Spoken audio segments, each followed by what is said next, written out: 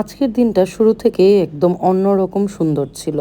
সকালবেলা ঘুমটা ভাঙলই বৃষ্টির শব্দে।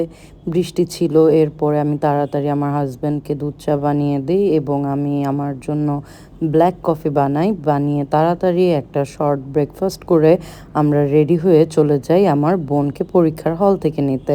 ও এবার ইন্টার পরীক্ষা দিচ্ছে অ্যান্ড ও সবসময় চেত যাতে আমরা ওকে আনতে যাই, কিন্তু আমরা ওকে জানাইনি যে কবে আমরা ওকে পিক করতে যাব। ইট ওয়াজ এ সারপ্রাইজ। সো আমরা তাড়াতাড়ি করে রেডি টেডি হয়ে ওকে হচ্ছে গিয়ে পিক করার জন্য চলে যাই। বৃষ্টি হওয়ার কারণে রাস্তাঘাট একদম প্যাচি হয়েছিল, আর রিক্সা পেতেও মানে যথেষ্ট কষ্টই হয়েছে। তারপরেও আমরা সময় মতো একটা রিক্সা পেয়ে যাই।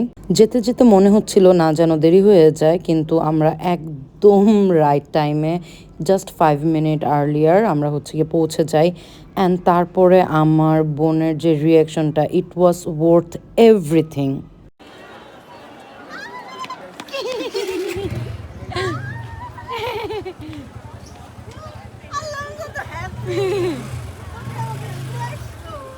এই ছোট ছোট আনন্দগুলোই জীবনের সব থেকে বড় আনন্দের মুহূর্ত। আমি আমার জীবনে এই মুহূর্তটা মনে হয় না কোনো দিনও ভুলে যাব। আমার কাছে এই জিনিসটা এতটাই স্পেশাল ছিল।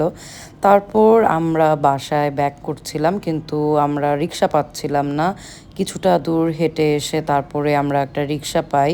মানে ওয়েদারটাও ভালো ছিল আর এই জায়গাটাও একদম নিরিবিলি ছিল, যার কারণে হাঁটতেও বেশি একটা কষ্ট হচ্ছিল না। কিন্তু আমরা পরে ডিসাইড করি যে আমরা একটুখানি এই জিনিসটা উদযাপন করার জন্য একটু বাইরে খাওয়া দাওয়া করব। আমরা খানাসে চলে যাই, যেহেতু রাস্তার মধ্যেই পড়েছিল।